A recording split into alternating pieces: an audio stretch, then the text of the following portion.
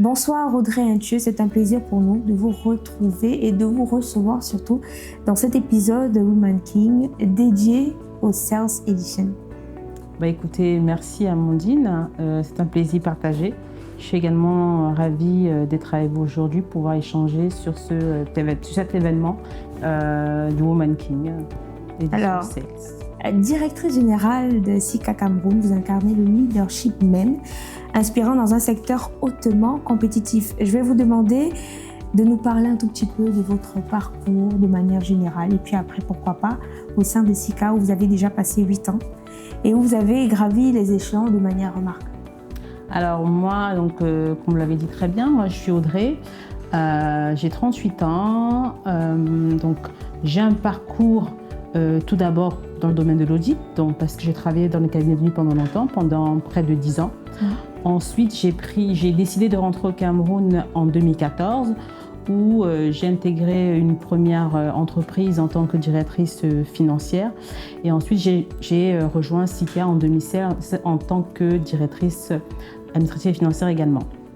Alors, de la finance au top management.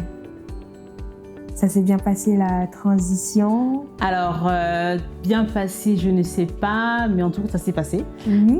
Donc, j'ai intégré, comme je disais tout à l'heure, Sika en 2016 en tant que directrice financière. Et c'est vrai que j'ai toujours eu envie d'être directrice générale d'une société. Je me suis dit, allez, à 40 ans, il faut que je sois directrice générale. Comment? Je ne savais pas encore. J'ai eu l'opportunité d'avoir comme directeur général une personne qui était très inspirante.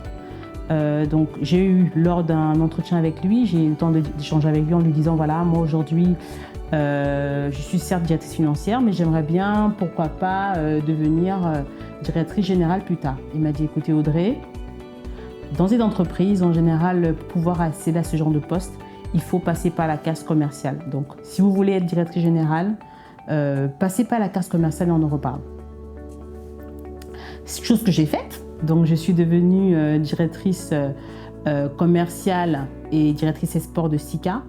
J'y ai passé 2 ans où j'ai mouillé le maillot pour pouvoir permettre à l'entreprise de pouvoir atteindre ses objectifs. Et l'opportunité s'est présentée. Aujourd'hui, je suis directrice générale de Sika depuis 2022. Alors, on l'a dit tout à l'heure, secteur hautement compétitif. Quels ont été de manière directe les défis auxquels vous avez fait face en accédant à ce poste de dirigeant? Alors les défis, je dirais, premièrement, alors quand on est financière, c'est vrai que la partie commerciale c'est un peu un challenge. Dans toutes les entreprises, les financiers sont toujours en compétition avec les ventes. Donc il a fallu transformer un peu mon mindset, apprendre à pouvoir ne pas penser uniquement chiffres, mais penser également business. Un exemple tout simple, quand on est dans les finances, qu'est-ce qu'on a envie de faire? C'est qu'on n'a pas envie de donner des crédits aux clients. Quand on est vendeur, on veut donner des crédits aux clients. Donc, il a fallu pouvoir utiliser mon background de financière, mais également essayer de tendre vers la partie commerciale pour pouvoir arriver à un objectif commun qui est de faire la vente. Alors, le juste milieu, ça a été facile de le trouver où c'était quand même très challengeant et vous vous êtes dit le goal et l'objectif que je m'étais fixé finalement d'atteindre le sommet, c'est-à-dire en termes d'entreprise, d'organigramme et d'être directrice générale. Est-ce qu'il y a eu un moment où on a failli regretter quand même d'avoir voulu devenir DG puisqu'il fallait absolument passer par la case de la direction commerciale? Très bonne question. Alors, je commencerai en disant que au début, c'était difficile parce que, comme tout le monde le sait, c'est intéressant d'avoir la petite étiquette de directrice financière. Alors, quand on devient directrice commerciale, on a l'impression qu'on a un peu régressé au départ. Mais j'avais mon objectif qui était d'atteindre le top de la compagnie. Et donc, j'ai mouillé le maillot pour le faire. Alors, l'autre difficulté que j'ai eue sur mon parcours, c'était aller vers les clients. Parce que c'est vrai qu'en général, quand on est dans la finance, on est toujours au bureau. Donc, il fallait vraiment se donner les moyens de sortir, se donner les moyens de rencontrer les clients, mais également se retrouver dans un domaine qui est masculin, parce qu'en réalité, je suis dans le BTP, et pouvoir prouver aux hommes avec qui je suis que quand bien même je suis financière, quand bien même je ne suis pas ingénieur en BTP, mais je suis capable de pouvoir faire le lien. Chose qui a été faite. Alors aujourd'hui, directrice générale, félicitations. C'est très inspirant ce que vous avez comme parcours. Vous vous êtes fixé un objectif et vous l'avez atteint. Votre approche du leadership, comment est-ce que vous la voyez et comment est-ce qu'elle participe aujourd'hui à la croissance ou à la viabilité un peu de l'entreprise que vous dirigez? Alors, moi, je dirais que mon approche du leadership est axée vers les employés. Pour moi, je ne dirais pas que c'est employé pour employé, mais il faut avoir les bonnes personnes au bon endroit et pouvoir accompagner ces personnes pour qu'elles puissent rester motivées et pouvoir atteindre leurs objectifs. Aujourd'hui, le plus important pour moi, c'est pouvoir encourager mes équipes, les motiver et faire en sorte qu'à chaque fois qu'ils rentrent, qu'ils passent le bureau, qu'ils passent cette porte, ils soient heureux d'être là. Donc vraiment, voilà on va dire mon slogan pour pouvoir réussir à être un leader. Le leader, c'est celui qui réussit à pouvoir transmettre sa vision sans que les personnes qui sont avec nous ne se sentent obligées de le faire. Voilà mon style de leadership. En termes de stratégie, s'il faut aller dans les détails, on l'a bien compris dans votre gestion de votre personnel ou de votre capital humain, vous savez exactement ce qu'il faut et comment il faut le faire en plaçant ce qu'il faut là où il faut.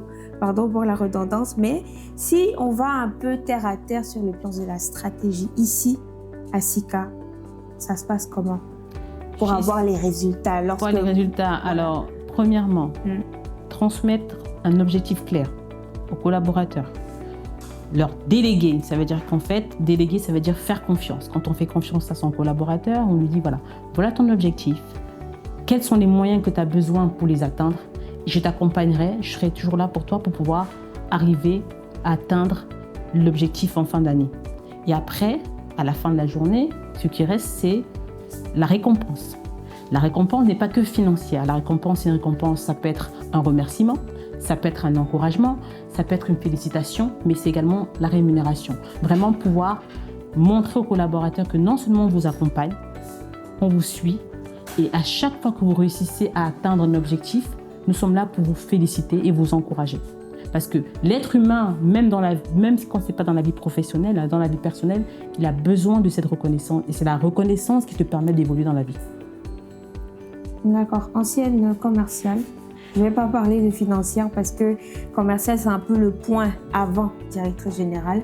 À quel point, pour vous, de votre passage dans cette direction-là à aujourd'hui, votre position de DG, vous pensez que la direction commerciale est là sa place dans le fonctionnement de l'entreprise? Comment pouvoir évoluer si on ne vend pas de produits? Comment une entreprise peut être viable s'il n'y a pas de chiffre d'affaires? C'est pas possible. Alors, je dirais que tous mes collaborateurs ne peuvent pas m'entendre parce qu'il est vrai que tous les départements sont importants. Mais le leitmotiv dans toute organisation reste les ventes parce que si on ne vend pas, malheureusement, on ne peut pas atteindre les objectifs. Alors, le commercial, finalement, capital. Moi, j'ai envie de vous demander encore, sachant que vous étiez une ancienne financière qui est sortie de sa zone de confort pour saisir une opportunité en passant par la case directrice commerciale, finalement, vous avez apprécié ou pas? Même si c'est vrai que c'était très challengeant, vous en avez parlé tout à l'heure, dans un secteur comme celui-ci, le BTP dans lequel vous évoluez, vous vous êtes épanoui le plus où? Alors, je dirais, je me suis plus épanouie dans les ventes. Finalement, dans les ventes. Pourquoi? Parce qu'en fait, le contact avec le client reste le meilleur moyen de pouvoir apprendre. Le meilleur moyen pour pouvoir maîtriser son business et pour mieux comprendre l'organisation. En finance, c'est bien, mais en finance, on reste en général derrière son écran. On contrôle, certes, mais on n'a pas les moyens de pouvoir toucher réellement l'activité. Et le commercial a ce côté très intriguant, très intéressant, qui fait qu'on touche au business, on a vraiment l'impression qu'on a apporté de la valeur à l'entreprise. Et je finirai par dire, manager les commerciaux, ça n'a rien à voir par rapport à manager un département financier. Désolée de le dire, mes commerciaux, mais ils sont capricieux. Il faut les suivre, il faut les accompagner, il faut les encourager. Et très souvent, les meilleurs commerciaux sont les plus capricieux.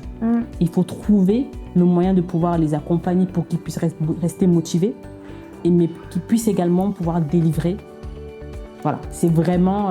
Non, c'est très intéressant, vraiment. Alors, on le sait, c'est vrai, le département ou la direction commerciale, c'est celle qui fait un peu fonctionner l'entreprise, c'est elle qui insuffle l'air dans les poumons de l'entreprise.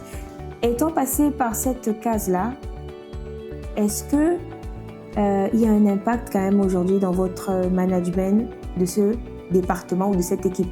Parce qu'on le sait également, autant c'est cette direction qui insuffle l'air dans les poumons de l'entreprise, autant c'est sur cette direction qu'on tape le plus.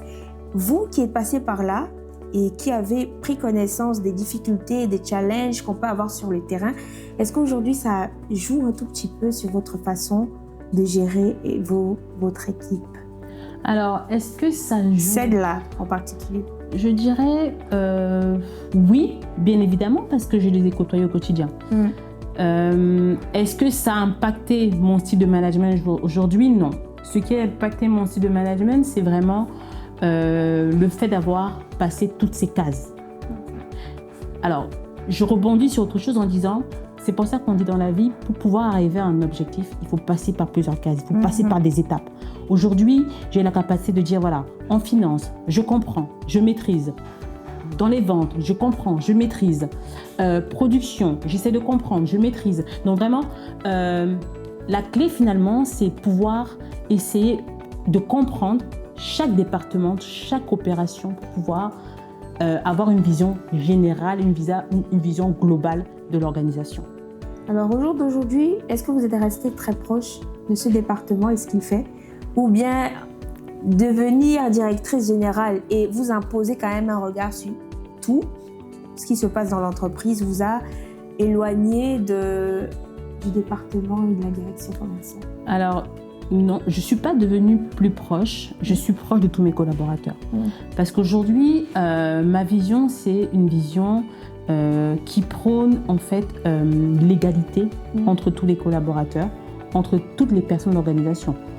Tout à l'heure, c'est vrai, je l'ai dit, les ventes semblent être le souffle d'une compagnie, mais si on ne produit pas, on ne peut pas vendre.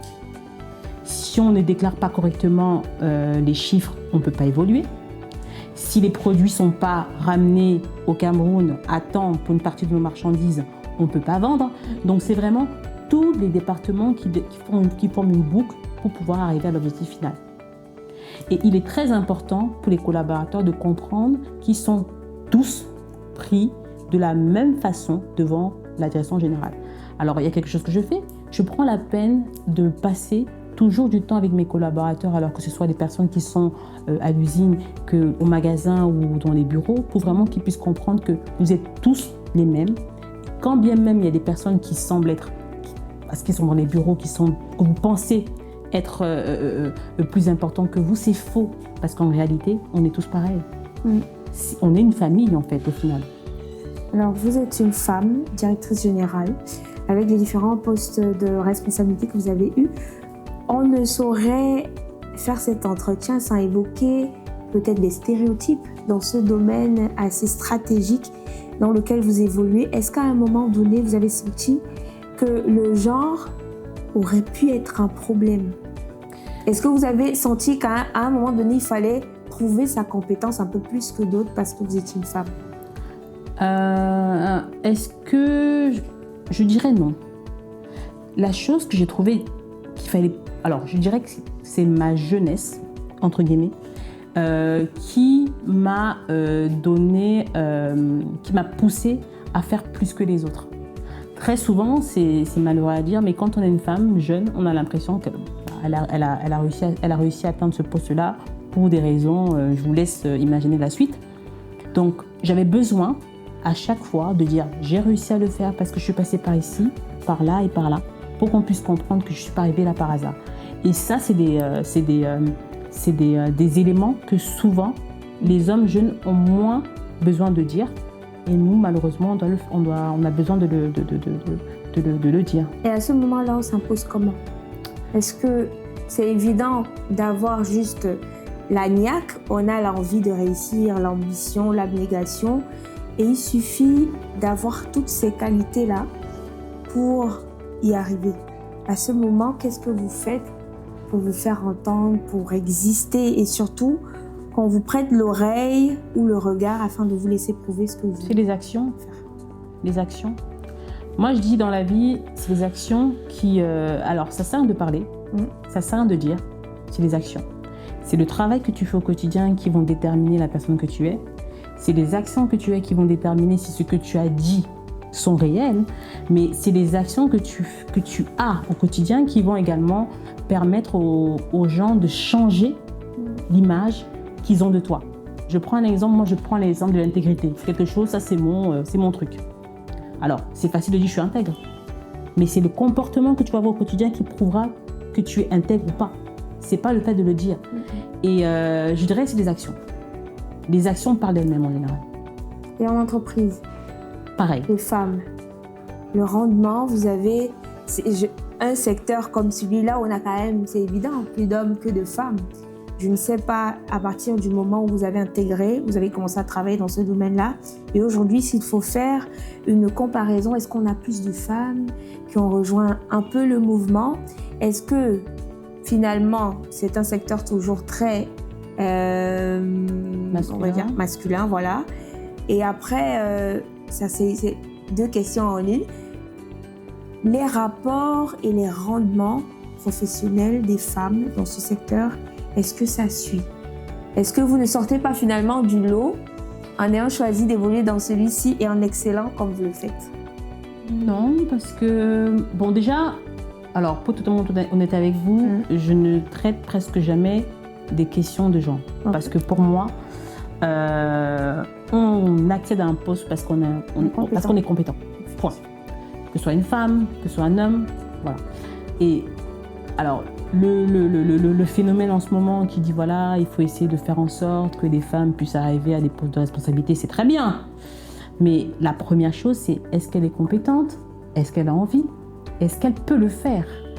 Alors, aujourd'hui, dans le département commercial, on a des femmes qui excellent, on a des hommes qui excellent. Est-ce que les femmes excellent plus que les hommes? Pas forcément, elles excellent comme les hommes. Et est-ce que le domaine du BTP est plus masculin? Bien évidemment. Je ne pense pas que c'est très glamour de voir une femme avec des chaussures de sécurité. On est bien d'accord. Donc, pour moi, c'est des sujets sur lesquels je pense que je suis pas très à l'aise, quoi. Okay. Je pense que la compétence parle d'elle-même. Et nos femmes sont compétentes. Aujourd'hui, on essaie de nous encourager, c'est une très belle chose. Maintenant, c'est à nous de prouver qu'on est capable de le faire. Est-ce que vous pensez qu'en mettant un peu plus de lumière sur les femmes, par exemple, dans ces domaines stratégiques, parce que je les appelle comme ça des domaines de pointe, qui participent véritablement au développement économique d'un écosystème, Cameroun, Afrique, et puis mondial, why not, pourrait aider en termes d'orientation? Il y a beaucoup de jeunes femmes qui évitent parce qu'elles ne comprennent pas. Elles ont l'impression que c'est dur. En étant dans le BTP, forcément, je vais porter le ciment. Donc, est-ce qu'en mettant la lumière sur les femmes qui excellent, qui font de belles choses et qui restent féminines, vous êtes très belle d'ailleurs, et dans ces domaines, va permettre d'orienter, d'attirer un peu plus les femmes? Alors, je dirais que de manière générale, tout se passe par la formation. On ne peut pas découvrir un domaine sans avoir été formé. Alors c'est à nous, en tant qu'entreprise, de pouvoir ouvrir nos portes à nos jeunes pour qu'elles puissent voir ce qu'on est capable de faire, quel est vraiment le métier du BTP. Alors nous, par exemple, chez Sika, on n'a pas... Alors, si t'es au commercial, oui, tu as les mains dans le béton, mais pas tous les jours. Donc voilà.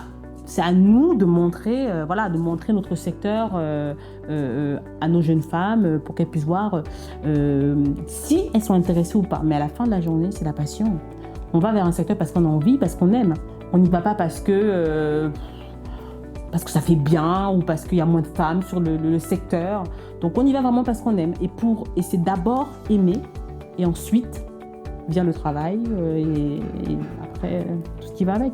Je vais vous laisser conclure, Audrey, avec un conseil, un mot bienveillant envers nos jeunes sœurs, nos jeunes filles qui aspirent à faire ce que Et nos jeunes hommes. Je pense que, de manière générale, les hommes ont des modèles. Ils ont des rôles modèles qui sont assez exposés. Mais nous, on a nos capitaines d'industrie des femmes qui souvent ne parlent pas, malheureusement. Et les jeunes filles n'ont pas beaucoup d'exemples dans ce sens. C'est pour ça que Woman King Sales Edition, cette fois-ci, est là pour montrer une autre face des femmes qui travaillent fort, qui travaillent dur et qui font de très belles choses. Donc là, le mot, c'est pour les filles. Le métier pour les filles, ok, c'est parti. Alors, je dirais, on entend souvent dire, il faut travailler vraiment fort pour y arriver.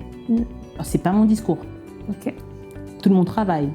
Il y a des grands-mères qui sont au village qui travaillent. Elles travaillent, elles vont champ tous les matins à 5h du matin. Elles rentrent à, je sais pas, à 22h. Excusez-moi, elles n'ont pas l'air de réussir. Alors, donc je dirais que pour réussir, premièrement, il faut en avoir envie. Deuxièmement, il faut être intègre. Troisièmement, il faut être discipliné. Il faut travailler. On peut travailler. On rencontre pas sur son chemin quelqu'un qui crée cette opportunité et on n'y arrive pas en fait. Donc, mais par contre, en étant intègre, en étant discipliné, il y aura toujours une personne qui verra en vous la différence. Et quand on est intègre, en général, on choisit le bon chemin. Quand on est intègre, en général, on a des valeurs qui nous permettent de pouvoir accéder au sommet. Et quand on est intègre, même si on a l'impression qu'on n'a pas réussi le jour J, il y a un jour où on réussit. Et voilà le conseil que je donnerai aux jeunes filles. Soyez motivés, soyez concentrés, soyez intègres. Intègre encore plus pour une femme. Pourquoi? Parce que sa réputation, c'est ça qui fait sa personne. Et on peut être belle, on peut être jeune, on peut être intelligente, intègre et réussir et prendre un chemin long et y arriver. Merci à vous, Audrey, d'avoir bien voulu répondre à nos questions pour cet épisode de Woman King Sales Edition. Merci à vous d'avoir bien voulu partager votre expérience et vos tips de réussite dans le leadership d'affaires. Merci Amandine pour tes questions. C'était très enrichissant et à très bientôt. Le mois prochain, je pense, au Woman King. Ah ouais.